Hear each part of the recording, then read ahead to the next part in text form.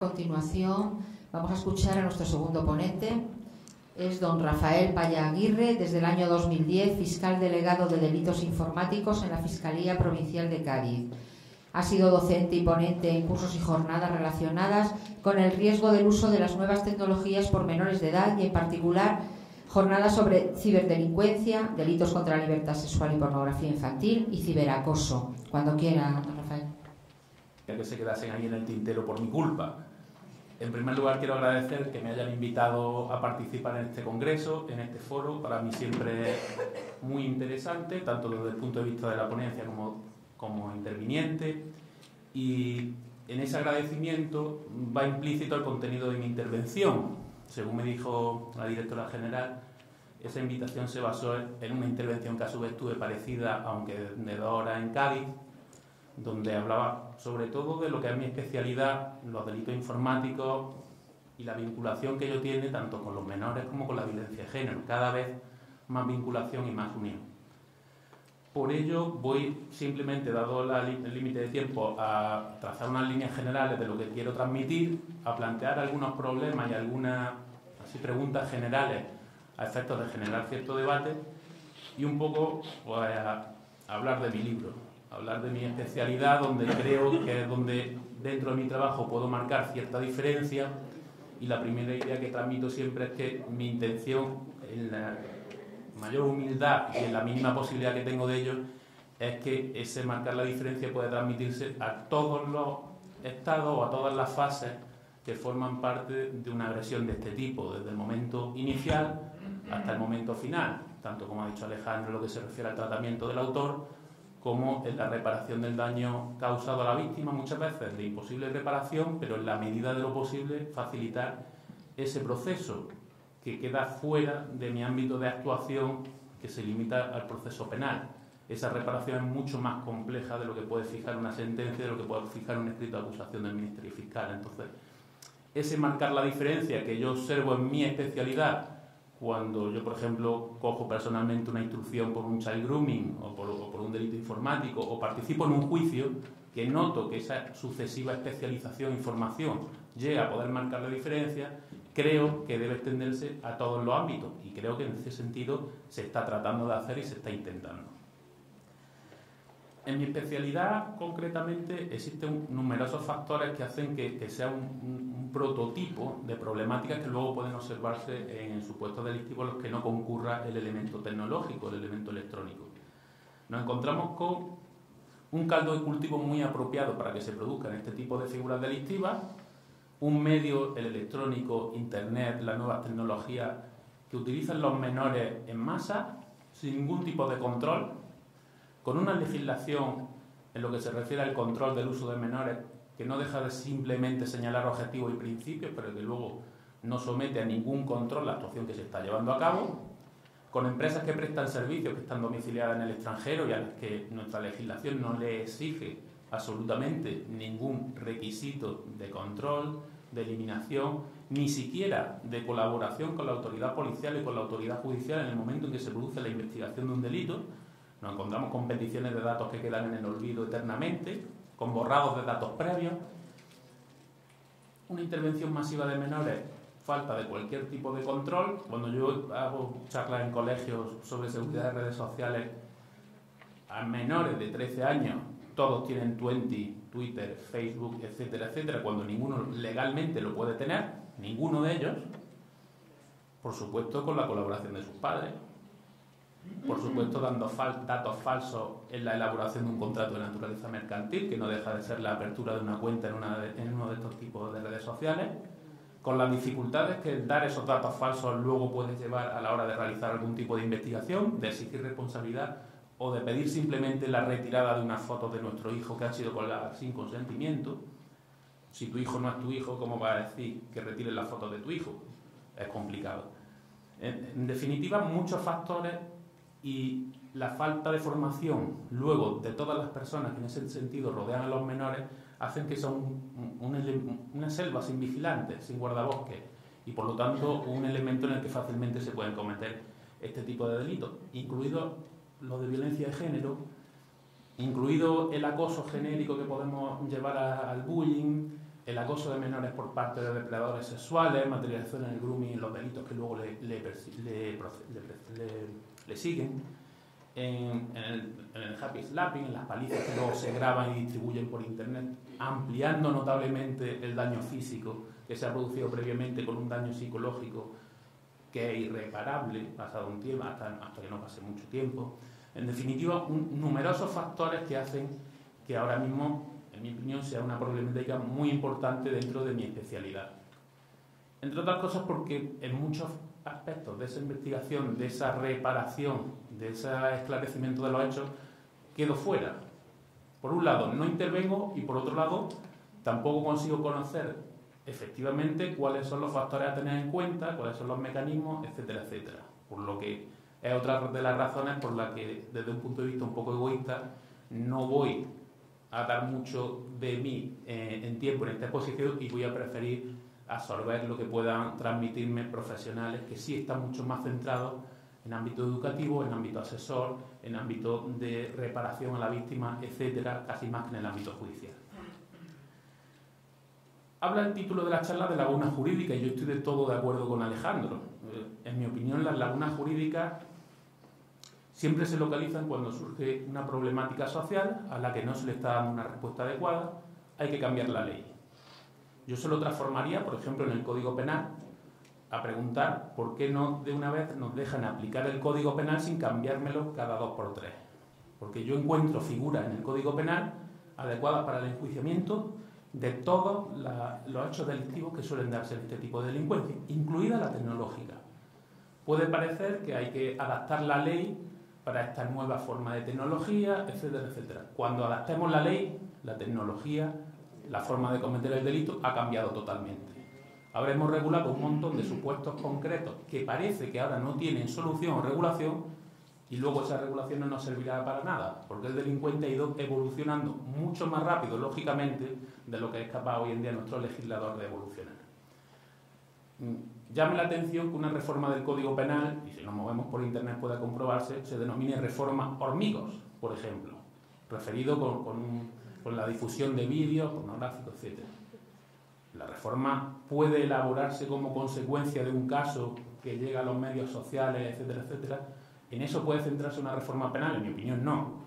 ¿Que hay asociado a ello una problemática de la comisión de este tipo de delitos, muchos de ellos por menores de edad?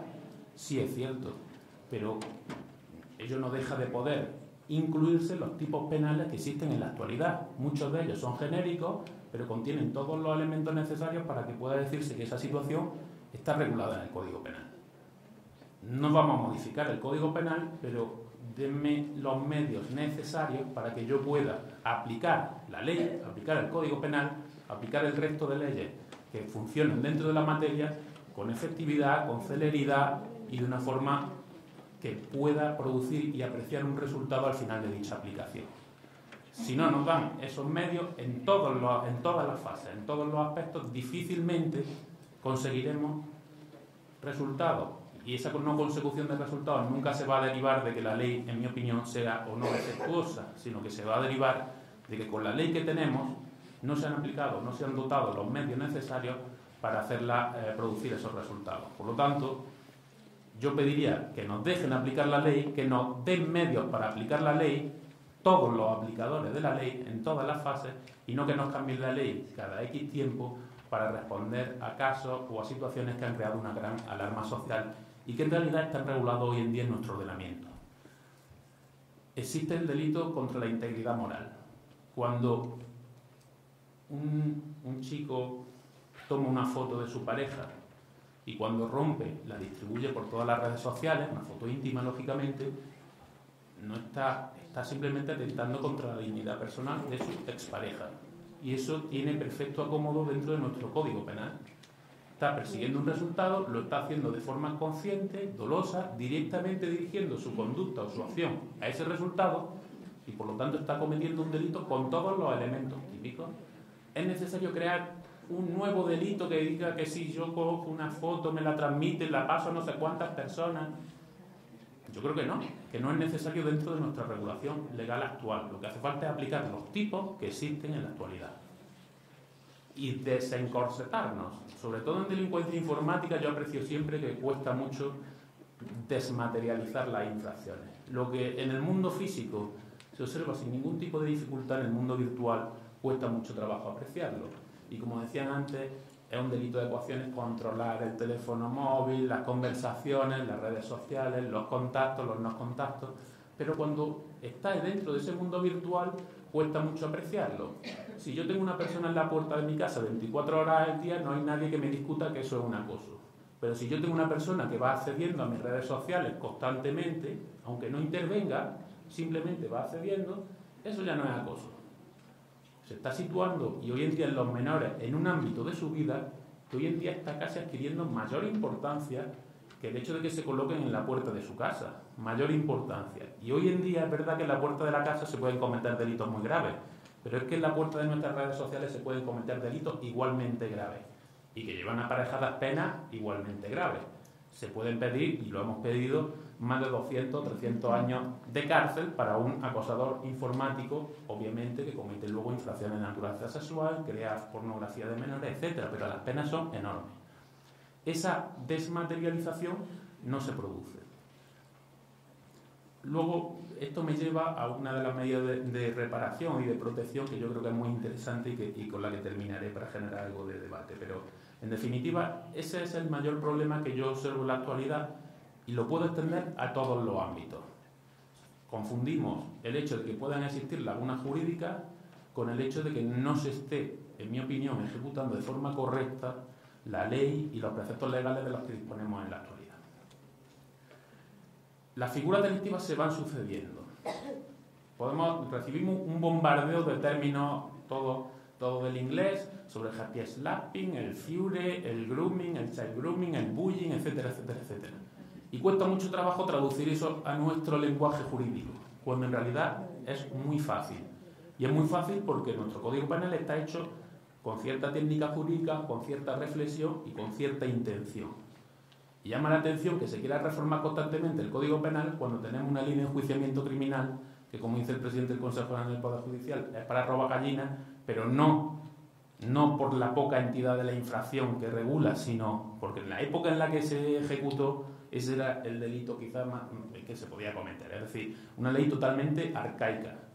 Pero no porque el Código Penal no fije todos los tipos que pueden existir y no porque no se les dé una respuesta adecuada en muchas sedes, sino porque, por ejemplo, todos los problemas de celeridad y de respuesta inmediata de los que hemos hablado pueden derivarse o bien de una regulación obstaculizadora del proceso o bien de una falta de dotación de medios personales y materiales más que evidente en el mundo de la justicia.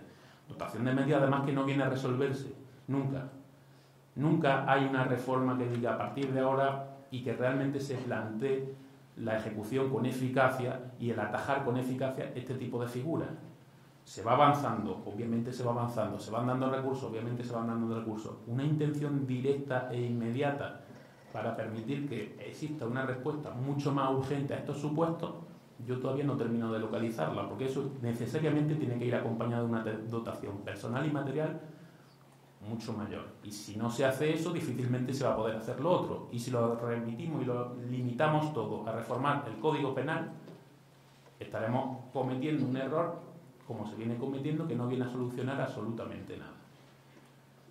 La regulación actual, con los preceptos sobre violencia de género, con los preceptos que regulan los ataques no solamente a la pareja o expareja, sino también ascendientes, descendientes, hermanos, naturales o afines, tanto propios como del cónyuge o conviviente, nos abre una posibilidad enorme de tipificación penal, que es lo que yo fundamentalmente trabajo, y por lo tanto esas posibilidades las tenemos que aprovechar. Si luego nos va a valer cualquier tipo de detalle para considerar que no tenemos la conducta incardinada dentro de estos tipos penales, estaremos realizando un flaco favor. La jurisprudencia va avanzando lentamente, pero esa subsunción jurídica la tenemos que llegar a hacer con total claridad y apreciando los tipos penales que tenemos hoy en día. Y se pueden explicar múltiples ejemplos de ello en la figura delictiva. A mí me gusta el delito de child grooming que se ha introducido en el Código Penal. Como siempre pasa, la redacción es absolutamente defectuosa, la redacción del artículo. Pero a mí me ha permitido un ámbito de actuación contra estos depredadores sexuales en el momento inicial de su conducta muy interesante desde el punto de vista penal y desde el punto de vista de evitar que el delito vaya cada vez siendo más grande. Es decir, ya desde las primeras comunicaciones, desde el momento en que se localiza que hay una intención de quedar físicamente con el menor para cometer delito de naturaleza sexual, ya se actúa, ya es delito. Eso antes podía considerarse un acto meramente preparatorio que no estuviese penado por nuestro Código Penal. Aunque, de acuerdo con la teoría que estoy manteniendo antes, sí podríamos incardinarlo en algunos de los otros tipos penales existentes, pero es cierto que es un caso dudoso. Pero el sexting es un delito contra la integridad moral, claramente. O puede ser un delito de coacciones. El acoso a través de las redes sociales es un delito clarísimo de coacciones. ¿Y por qué no se aplica? Porque falta desmaterializar las infracciones. En definitiva, son multitud de aspectos que siempre me llegan al mismo sitio. A la necesidad de formación, a la necesidad de dotación de medios personales y materiales continua y mucho mayor de lo que se está haciendo, y a la necesidad de que se desmaterialicen las infracciones. Siempre yo me planteo varias etapas: la prevención del delito, el enjuiciamiento, la represión del delito con los fines de la pena de prevención general y especial, es decir, de conseguir que no se den en otras personas este tipo de delito y conseguir que el delincuente que ya lo ha cometido no vuelva a hacerlo. Y luego en la reparación de la víctima y en la protección de la víctima. En esta fase de protección de la víctima, el factor más importante en mi opinión es la formación continua y la dotación de medios, pero en la fase de protección y reparación, y por lo que atiene o por lo que se refiere a mi libro Los delitos informáticos, yo y la red de delegados informáticos de la que yo formo parte, estamos intentando que en esa desmaterialización se aplique el alejamiento electrónico, sin ningún tipo de duda, porque para mí es ejemplo paradigmático de estos defectos que estoy apuntando. Podemos prohibir a un menor, a un mayor o a cualquier persona acercarse a la víctima, ir al colegio o a un determinado colegio, acudir a una localidad, acudir a ciertos espectáculos, acudir a una provincia incluso. Se puede hasta desterrar de una provincia a una persona en aras de la protección a la víctima. Pero cuando el delito lo cometemos a través de Internet, ya no.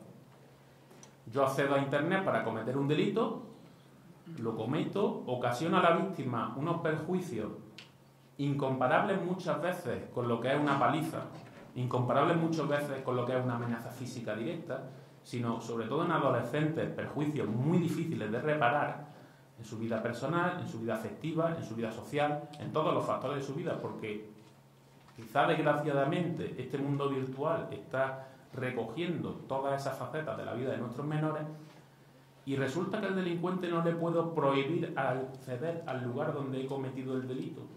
A un pederasta que comete el delito físicamente puedo prohibirle acercarse a cualquier colegio, pero si lo comete por Internet no le puedo prohibir que entre en un chat donde se juega al parchís y donde juegan niños de 9 o 10 años. ¿Por qué no? No le puedo prohibir acceder al medio en el que ha cometido el delito, a Internet. Claro que se lo puedo prohibir. Los resultados, aunque empieza a haber muchas sentencias en ese sentido, pero todavía son escasas para las que en mi opinión debería haber, y con muchas dificultades, muchas veces basadas en la conformidad del acusado, en delitos, por ejemplo, de distribución de pornografía infantil o de posesión de pornografía infantil, en las que es muy frecuente que haya una conformidad porque el ámbito de pena es muy amplio y el juicio es muy infamante para el que lo ha cometido, trata de evitarlo por cualquier medio, suelen conformarse con penas inferiores a 2 años de prisión. Y ahí estamos aprovechando para intentar meter este tipo de medidas provisionales, de medidas de alejamiento, porque cuando lo hacemos en un juicio abierto, etcétera, etcétera, nos cuesta muchísimo trabajo que sean apreciadas por la autoridad judicial. Hay pronunciamientos de la Audiencia de Álava, de la Audiencia de Madrid, de la Audiencia de Barcelona, que ya lo establecen, prohíben contratar Internet, acceder a Internet, tener suministro de Internet por cualquier forma, acceder o acudir a sitios que tengan por objeto suministrar Internet, webcafé, wifi abiertas, etcétera, etcétera. Yo lo veo totalmente claro la posibilidad de hacerlo y considero que es una obligación por nuestra parte evitar que este tipo de depredadores, de acosadores, de maltratadores actúen en el ámbito en el que suelen actuar. Un ámbito en el que lo tienen todo a favor, en el que no hay protección, en el que nos cuesta investigar la forma de comisión del delito, etcétera. Bien es cierto que en violencia de género y más en menores el perfil delictivo del maltratador y del acosador se diferencia mucho del que se da en otro tipo de delitos informáticos. Yo no localizo en mi experiencia que sean expertos informáticos. Hoy en día la informática te dota de medios suficientes para cometer este tipo de delitos simplemente navegando por Google. Y eso nos facilita también la investigación. Pero es un mundo en el que lo tienen todo a favor. Si no vamos nosotros introduciendo dentro de nuestras posibilidades este tipo de medidas que están previstas en el 129 del Código Penal, que de forma muy amplia habla de las consecuencias accesorias, que pueden incluirse en el concepto de alejamiento que recoge el artículo 48 y el artículo 57, prohibición de acceder a determinados lugares. Pueden introducirse como medidas de seguridad similares a las que se establecen frente a un loco furioso que internamos en un centro psiquiátrico. Muchos mecanismos para introducirlo y muchas dificultades a la hora de poder desmaterializar ese alejamiento y aplicarlo sin ningún tipo de diferencia. Por lo tanto, quiero plantear eso. Me dirán, es muy difícil controlarlo. ¿Cómo controlo que un hombre se dé de alta a internet llamándose Pocoyo? Pues no lo controlo. ¿Y cómo controlo que una persona, como ha sucedido, no vaya a su expareja, la mate y se suicide? Con esa determinación. Lo único que puedo hacer es protegerla de la mejor medida posible. Proteger a un niño de manera que si yo, por cualquier circunstancia, incluso la casualidad, me doy cuenta de que el depredador sexual está comenzando otra vez a ascender en la pirámide, está comenzando a conectarse, ahí ya tengo un delito. Ahí ya puedo meterle una pena privativa de libertad. Y como consecuencia de ello, pues podremos atajar la posibilidad de que se cometan luego delitos más graves. Y ello dentro de esa desmaterialización. Podría hablar horas y horas sobre todo de mi especialidad, que me encanta, y relacionado con estos temas, pero no quiero agotar ni un minuto más. Creo que una ponencia de 2 horas que tiene en Cádiz debe estar colgada por ahí en alguna página parecida a esta que hay aquí, la que hay sala de prensa y tal, por si se quiere apreciar. Es mucho más larga, es más razonada y un poco más elaborada. En definitiva, eso, sentar la necesidad de transmitir en todos los ámbitos las deficiencias que tengamos, de transmitirlo a quien tiene la responsabilidad de realizar la dotación de medios por parte de los profesionales que aprecian esas deficiencias, y la necesidad además de que se formen en todos los ámbitos, concretamente menores de violencia de género, e igualmente en las que hay auténticos expertos, pero igualmente nuevas tecnologías, y en todos los ámbitos. Porque yo localizo en el profesorado grandes deficiencias en nuevas tecnologías, localizo en el asesoramiento de víctimas de violencia de género deficiencias en materia de nuevas tecnologías. Cuando una víctima de violencia de género que viene sufriendo un delito constante de aislamiento, de dominio, de poder, etcétera, intenta salir, es un mecanismo muy útil para ella, para relacionarse, para conseguir abrirse a horizontes nuevos, etcétera, y como consecuencia de que es un mecanismo muy importante, es un punto de debilidad y de vulnerabilidad muy importante también, y por ello extiendo esa necesidad de formación. Muchas gracias y a su disposición para cualquier pregunta.